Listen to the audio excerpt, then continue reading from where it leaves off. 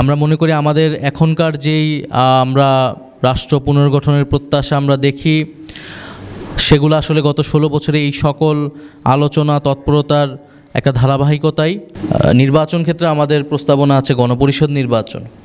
সংবিধানের যদি আপনি ফান্ডামেন্টাল চেঞ্জ করতে চান, মৌলিক সংস্কার বা নতুন করে রিরাইট নতুন বা পুনর্লিখন করতে চান, তাহলে আপনাকে অবশ্যই জনগণের ম্যান্ডেট নিয়ে সেটা করতে হবে। জাতীয় নাগরিক পার্টি এনসিপি এবং গণসংহতি আন্দোলনের একটি দ্বিদলীয় বৈঠক হয়েছে। সেখানে দুই দলের প্রতিনিধিরা কিছু বিষয়ে আলোচনা করেছেন। আমাদের জাতীয় নাগরিক পার্টির পক্ষ থেকে আমরা বিভিন্ন ফ্যাসিবাদ বিরোধী যে রাজনৈতিক দলগুলো রয়েছে তাদের সাথে বসার, সংলাপে বসার এবং আমাদের যেই এজেন্ডাগুলো এবং বর্তমান সময়ে রাজনীতিক যে এজেন্ডাগুলো রয়েছে এবং ভবিষ্যৎ বাংলাদেশ নিয়ে আমাদের সবারই যে প্রত্যাশা, সেই বিষয়গুলো নিয়ে আমরা আলোচনা সংলাপের মাধ্যমে একটা ঐক্যমতে যাওয়ার একটা উদ্যোগ নিয়েছি। তো সেটারই একটি অংশ হিসেবে আজকের এই বৈঠক। গণসংহতি আন্দোলন, আপনারা জানেন যে ফ্যাসিবাদ বিরোধী আন্দোলনে এই রাজনৈতিক দলের ব্যাপক ভূমিকা রয়েছে। এই জুলাই গণ অভ্যুত্থানেও আমাদের সাথী হিসেবে গণসংহতি আন্দোলনের নেতাকর্মীরা সারা দেশে এই জুলাই গণ অভ্যুত্থান আন্দোলনে অংশগ্রহণ করেছেন, আত্মত্যাগ করেছেন। এবং শুধু জুলাই গণ আন্দোলন নয়, গত ফ্যাসিবাদের পুরো সময়টাতেই গণসংহতি আন্দোলন একটি প্রতিবাদী কণ্ঠস্বর হিসেবে রাজপথে ভূমিকা রেখেছেন। এবং আমাদের যেই নতুন রাজনৈতিক বন্দোবস্তের কথা আমরা বলছি, রাষ্ট্র পুনর্গঠনে, রাষ্ট্র সংস্কারের কথা বলছি, সংবিধান সংস্কার বা নতুন সংবিধানের কথা বলছি, এই আলোচনাগুলো গণসংহতি আন্দোলন জনপরিসরে দীর্ঘদিন ধরে করে আসছে।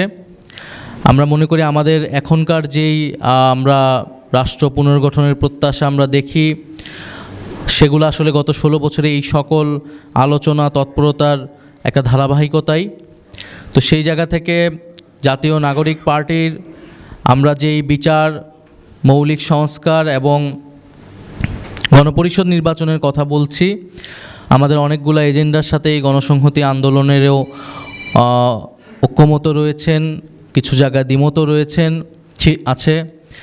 আমরা সেই বিষয়গুলো নিয়ে আজকে সংক্ষিপ্তভাবে আলোচনা হয়েছে এবং এই আলোচনা ভবিষ্যতে অব্যাহত থাকবে এবং একটা ঐক্যমতের ভিত্তিতেই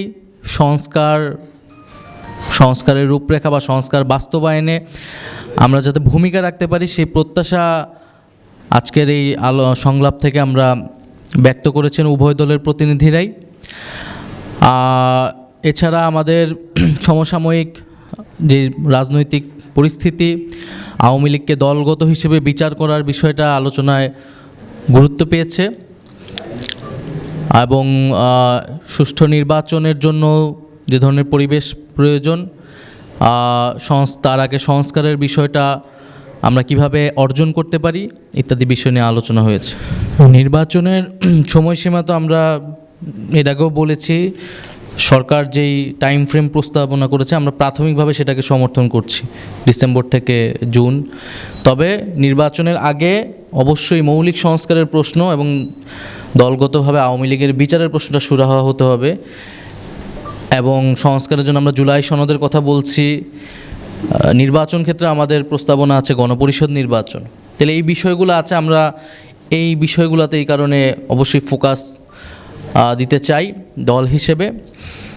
আরেকটি বিষয় হচ্ছে যে আমরা গণপরিষদ নির্বাচনের কথা বলছি, গণসংহতি আন্দোলন সংবিধান সংস্কার সভা নির্বাচন কথা বলছেন তারা।